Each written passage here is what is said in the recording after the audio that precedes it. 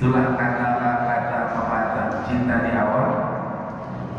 Nah, ya, cinta di awal ada di orang. Nah, kok bisa kayak gini? Jangan berpandang negatif.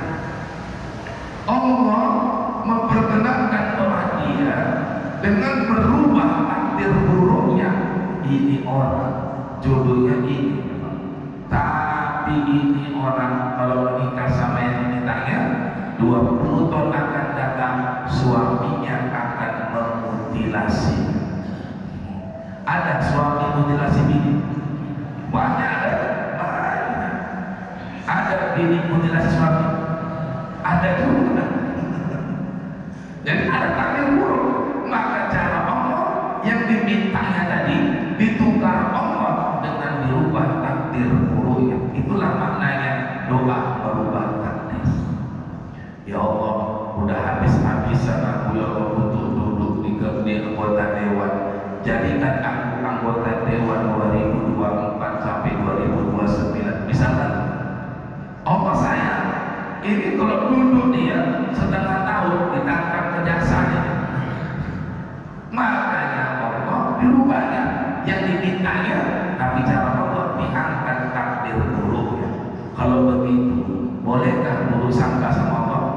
Tidak, semuanya Allah yang maha tahu. Dan yang keempat tadi, doa kita kata Rasul disimpan Allah untuk di akhirat. Maka nanti di akhirat banyak yang terkejut. Ya Allah, kok banyak kali lah amalku ini ya Allah, banyak kali pahalaku ya Allah, rasa-rasanya tidak sebanyak ini aku beramal. Maka Allah tinggal berfirman, hari ini aku kabulkan doamu ketika kau hidup di dunia.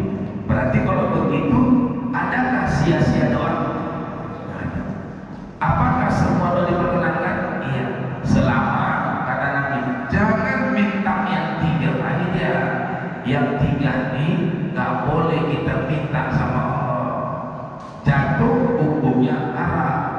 Yang pertama, tidak boleh meminta sama Allah meminta yang haram. Yang haram ya, contohnya, ya Allah, udah aku pertaruhkan uangku sekian, aku megang negara ini ya Allah, Piala Dunia, tolonglah menangkan negara ini ya Allah dalam pertandingan sepak bola, biar menang aku ya Allah, sebab kalau dia kalah habis uang. Berarti berjudi dia. Berarti kalau begitu minta dimenangkan dalam perjudian itu perbuatan haram, tapi diminta sama Allah, hukumnya haram, namanya meminta yang haram. Yang kedua, tidak boleh meminta sama Allah untuk menzolimi orang berlebihan. Menzolimi orang berlebihan. Misalkan, ya Allah, sakit kali hatiku dibuatnya ya Allah, tolonglah ya Allah, azablah dia, celakakan dia, buat sepanjang hidupnya dia itu menderita, anak cucunya buat menderita ya Allah. Itu berlebihan, macam dia pulang mengatur-ngatur. Cukup kalau nggak sanggup ya Allah, hamba dizolimi, balaskanlah kezoliman dia kepada hamba. Ya udah cukup, jangan dia teratur, terserah kepada Allah. Itu ya. Yang ketiga, jangan minta sama Allah untuk memutuskan orang yang telah bersatu. Kita minta sama Allah untuk diputuskan hubungannya. Ya Allah, sudah lama aku cinta pada dirinya ya Allah, tak sanggup aku kalau nggak bersama dia, tolonglah ceraikan orangku ya Allah. Aku nggak apa-apa lah dapat dudanya, yang penting bersama dia. Itu nggak boleh. Orang yang bersatu dimintanya dia putus, nggak boleh. Itu namanya meminta memutuskan hubungan orang. Ini ya, itu kan pernah kan terjadi ujian dari Allah ketika datang malaikat Harun dan Marun yang punya kemampuan memisahkan suami istri. Maka tidak boleh meminta yang sudah bersatu, kita minta kepada Allah untuk dipisahkan. Atau orang tuanya, ya Allah, aku nggak suka kali sama menantuku ya Allah, buatlah anakku bercerai. Nggak boleh kan? Buat anakku bercerai. nggak bisa begitu, karena sudah dipersatukan Allah, minta kebaikan untuk yang disatukan oleh Allah Subhanahu wa Ta'ala. Nah, berarti ini maknanya semua doa kita ini diperkenankan oleh Allah. Ada yang diberi dalam kehidupannya, ada yang ditangguhkan, ada yang dengan dirubah takdir gurunya, ada yang disimpan sampai hari akhirat. Makanya Nabi Muhammad dan para sahabat itu kalau berdoa semangatnya luar biasa. Bahkan Nabi Muhammad aja pernah doa itu, diangkatnya tangannya setelah sholat isya, turun tangan ini ketika mau masuk sholat subuh. Setelah sholat isya diangkat Nabi tangannya berdoa sampai mau masuk subuh, baru Nabi turunkan tangannya. Itulah doa Nabi ketika dalam perang Badar tahun 2 Hijriah, tepatnya bulan Ramadan. Sampai Abu Bakar di samping Nabi mengatakan, ya Rasulullah, sudahlah Rasul, istirahatlah Rasul, besok kita akan berperang Rasul. Jatuh serban Nabi, diangkat Abu Bakar, diletakkan lagi dalam di bawah Nabi Muhammad. Itu menunjukkan inilah Nabi itu berdoa kepada Allah Subhanahu wa Ta'ala. Awak kadang-kadang baru ngangkat tangan langsung jatuh. Ada yang dari awal udah nggak angkat-angkat, di bawah aja. Amin. Ini menunjukkan kurang berharap betullah dia akan doanya kepada Allah Subhanahu wa Ta'ala. Makanya banyak-banyaklah kita meminta kepada Allah, apa saja minta selama bukan yang dilarang oleh Allah dan Rasul untuk meminta kepada. Apalagi ini kan di akhir tahun ini tepatnya hari ke-28 daripada bulan Zulhijjah.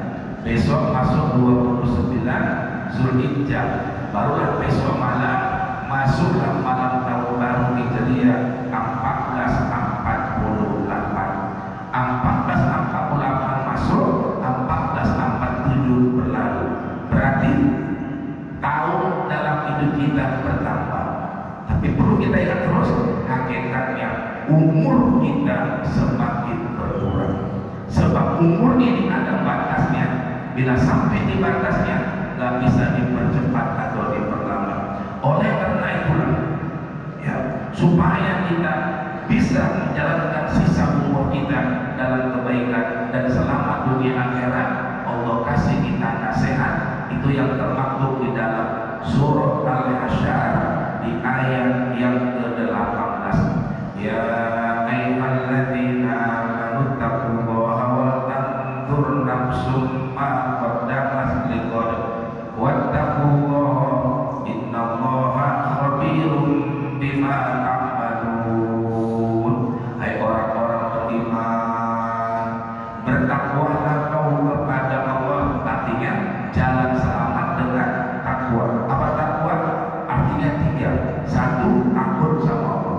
2, tunduk patuh kepada Allah. 3, bersihkan diri dari segala dosa zahir dan batin.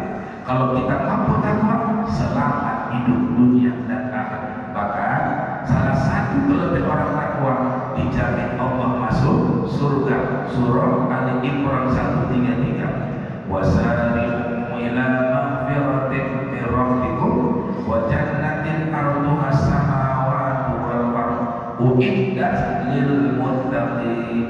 Bersegeralah kau menuju ampunan Tuhanmu yang surganya seluas langit-langit dan bumi, dan telah disediakan untuk siapa? Untuk orang-orang bertakwa. Orang pertama siapa? Yang takut sama Allah, yang tunduk sama Allah, dan yang membersihkan dirinya dari segala dosa, dosa zahir dan dosa batin. Tapi Allah yang kita sembah ini amat sangat maha penyayang. Di mana sayangnya kita ini, Allah tahu manusia ini rentan buat dosa.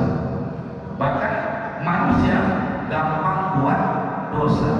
Gak akan ada orang kita yang tak melakukan kesalahan. Tapi Allah sayang, apa sayang? Dikasihnya jalan sama kita untuk membersihkan dosa itu.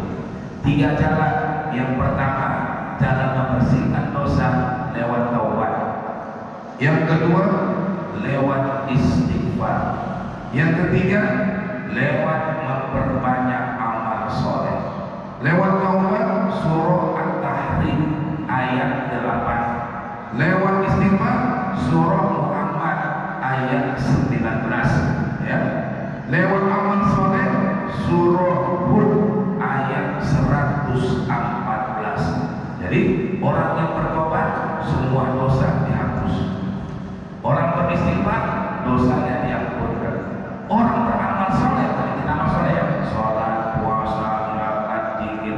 Orang beramal soleh dosanya pun di masa lalu dihapuskan oleh Allah. Innal hasanati yudhibna sayyi'at. Sesungguhnya perbuatan-perbuatan baik menghapus dosa-dosa di masa lalu. Dan Nabi berbuat ya, wasbil hasan, wasbisayatan hasanah tamhuha. Iringilah keburukan engkau dengan kebaikan, niscaya dosa itu, burukmu itu dihapuskan oleh Allah Subhanahu wa taala. Nah, jadi ini gambarannya perbuatan baik menghapus dosa. Mari kita pakai logika. Gimana caranya amal baik menghapus dosa? Saya kasih gambarannya. Contoh gini, ada